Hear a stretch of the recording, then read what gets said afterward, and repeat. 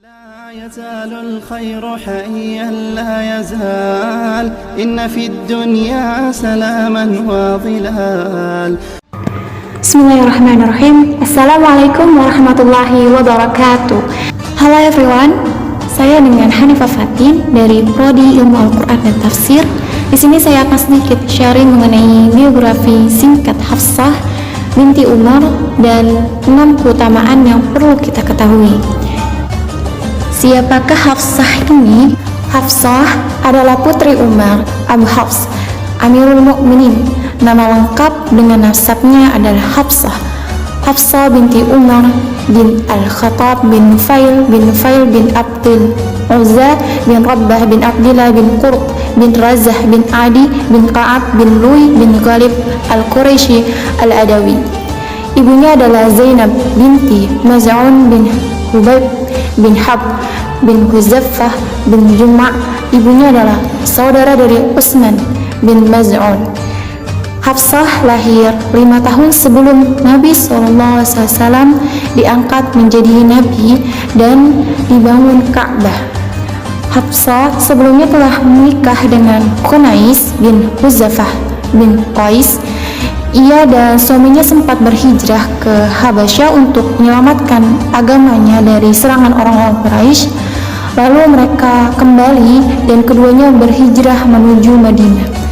Suaminya mengikuti perang Badar dan meninggal dunia setelah perang Badar dikarenakan luka parah yang ia alami. Nabi SAW menyolatkan jenazah Qunais dan memakamkannya di kuburan Baqi di samping sahabat yang agung yaitu Utsman bin Maz'un, saudara dari ibu Hafsah. Akhirnya Hafsah menjanda dalam usia 18 tahun. Umar radhiyallahu anhu turut berduka bagi putrinya yang masih muda dan harus menjanda dalam usia 18 tahun. Umar radhiyallahu anhu merasa terpukul melihat status janda yang harus disandang oleh putrinya. Status janda yang menguras hidupnya dan melilit masa remajanya. Ayahnya, Umar, berusaha untuk menawarkan putrinya kepada Abu Bakar dan Utsman bin Affan. Keduanya enggan karena tahu Rasulullah SAW yang mau maju melamarnya. Akhirnya Rasulullah SAW menikahi Hafsah pada tahun ketiga Hijriah sebelum perang Uhud dengan mahar sebesar 400 dirham. Setelah itu pula Utsman menikahi Ummu Kulthum setelah meninggalnya Ruqayyah yang menjadi istri Utsman sebelumnya. Setelah Umar menikahkan Hafsah, Abu Bakar menemuinya yang menyampaikan alasan dengan mengatakan, "Jangan kesal kepadaku karena Rasulullah SAW telah menyebut nama Hafsah. Aku tidak mau mengungkapkan rahasia beliau, dan seandainya beliau meninggalkannya, niscaya aku menikahinya." Hadis riwayat Bukhari nomor 5122. Kemudian tentunya Hafsah ini memiliki banyak sekali keutamaan, namun diantaranya setidaknya ada 6 keutamaan Hafsah yang akan saya jelaskan. Yang pertama yaitu Hafsah sangat mencintai Nabi SAW. Buktinya Hafsah selalu mencari ridho Nabi SAW dan menjalankan apa yang beliau inginkan, juga menjauhi apa yang beliau benci. Hafsah tidak pernah surut dalam upaya membahagiakan dan menggembirakan beliau. Setiap saat yang ia lalui di samping Nabi SAW selalu ia manfaatkan untuk semakin mendekat dan mendekat lagi kepada Allah. Hafsah mempelajari semua bentuk ketaatan dari Nabi SAW yang mendekatkannya kepada Allah. Seperti itulah kehidupan suami istri yang mewujudkan kebahagiaan yang selalu menyeruak di rumah mereka. Apa yang dijalankan Hafsah demi ingin merealisasikan hadis dari Abu Hurairah radhiyallahu anha yang berkata, yang artinya pernah ditanya kepada Rasulullah SAW, "Siapakah wanita yang paling baik?"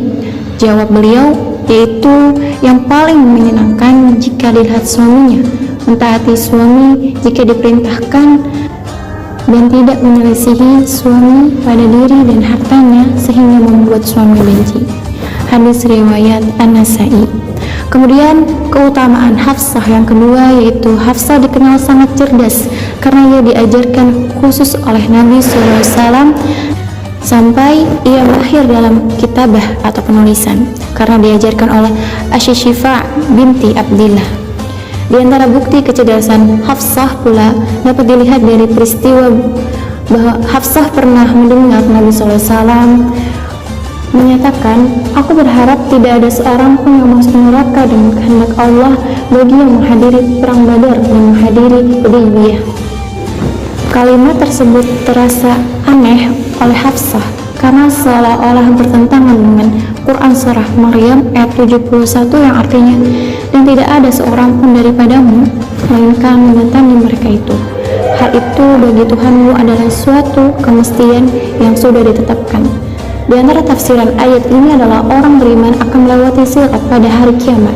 Hafsah membacakan ayat ini pada Nabi SAW, lantas Nabi SAW membacakan ayat kepada Hafsah yaitu Quran surah Maryam ayat 72 yang artinya, "Kemudian kami akan menyelamatkan orang-orang yang bertakwa dan membiarkan orang-orang yang zalim di dalam neraka dalam keadaan berlutut."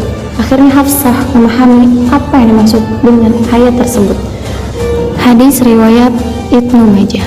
Kemudian keutamaan Hafsah yang ketiga yaitu Hafsah jadi sebab turunnya ayat Quran surah At-Tarim ayat 1 yang artinya, "Hai Nabi, mengapa kamu mengharamkan apa yang Allah halalkan bagimu? Kamu mencari kesenangan hati istri-istrimu dan Allah Maha Pengampun lagi Maha Penyayang." Dalam Sahihain dari hadis Aisyah radhiyallahu anha, ia mengatakan Rasulullah SAW minum madu di tempat Zainab binti Jahsy dan tinggal bersamanya.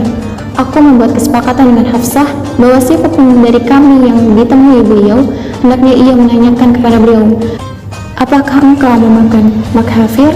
Aku mencium bau maghfir darimu." Beliau pun mengatakan, "Tidak, akan tetapi aku minum madu di tempat Zainab binti Jahsy. Aku tidak akan mengulangi lagi. Aku pun sudah bersumpah, jangan diberitahukan itu kepada siapapun." Hadis riwayat Bukhari. An-Nasai dan Hakim menyampaikan dari hadis Anas bahwa Rasulullah SAW mempunyai budak perempuan yang disetubuhi yang membuat Aisyah dan Hafsah terus menunjukkan sikap mereka kepada beliau hingga beliau pun menetapkan bahwa budak itu haram bagi beliau. Kemudian Allah pun menurunkan ayat yang artinya, "Hai Nabi, mengapa kamu mengharamkan apa yang Allah halalkan bagimu? Kamu mencari kesenangan hati istri-istrimu dan Allah Maha Pengampun lagi Maha Penyayang." Quran surah At-Tarim ayat 1. Kemudian keutamaan Hafsah yang keempat yaitu Nabi SAW pernah mentalak Hafsah lalu rujuk lagi dan Hafsah diberikan kabar gembira menjadi istri Nabi SAW di surga. Kemudian keutamaan Hafsah yang kelima, Hafsah dikenal rajin beribadah, rajin sholat malam, dan rajin berpuasa di siang harinya. Dalam hadis dari Anas bin Malik dan Qais bin Zaid, Rasulullah SAW bersabda yang artinya, "Jibril berkata kepadaku, kembalilah rujuklah kepada Hafsah karena ia adalah wanita yang rajin berpuasa, rajin sholat malam, dan ia akan jadi istrimu di surga." Diriwayatkan oleh As-Suyuti dalam Al-Jami' As-Saghir. Kemudian keutamaan Hafsah yang keenam, sepeninggalan Nabi Muhammad SAW, Hafsah tetap dikenal rajin dalam ibadah, termasuk juga rajin bersedekah pada fakir miskin yang membutuhkan. Ia juga sering jadi tempat bertanya para sahabat lainnya. Al-Quran yang telah dikumpulkan berawal dari masa Abu Bakar lalu berpindah pada Umar, lalu setelah bapaknya wafat, Al-Quran tersebut berpindah pada Hafsah. Hafsah meninggal dunia tahun 45 Hijriah pada khilafah Muawiyah. Yang menyolatkannya ketika meninggal dunia adalah Marwan bin Al-Hakam yang menjabat di Madinah ketika itu. Yang menurunkan jenazahnya dalam kubur ketika itu adalah dua saudaranya, Abdullah bin Umar dan Hashim bin Umar. Juga putra-putra dari Ibnu Umar yaitu Salim, Abdullah, dan Hamzah. Masya Allah, pemaparan singkat yang saya sampaikan ini tidaklah cukup menggambarkan kemuliaan dan banyaknya keutamaan dari Hafsah binti Umar, tapi setidaknya itu beberapa keutamaan Hafsah yang perlu kita ketahui dan semoga kita bisa meneladani dalam kehidupan kita sehari-hari. Mungkin sekian yang dapat saya sampaikan. Kurang lebihnya mohon maaf. Wa akhiru kalam. Wassalamualaikum warahmatullahi wabarakatuh.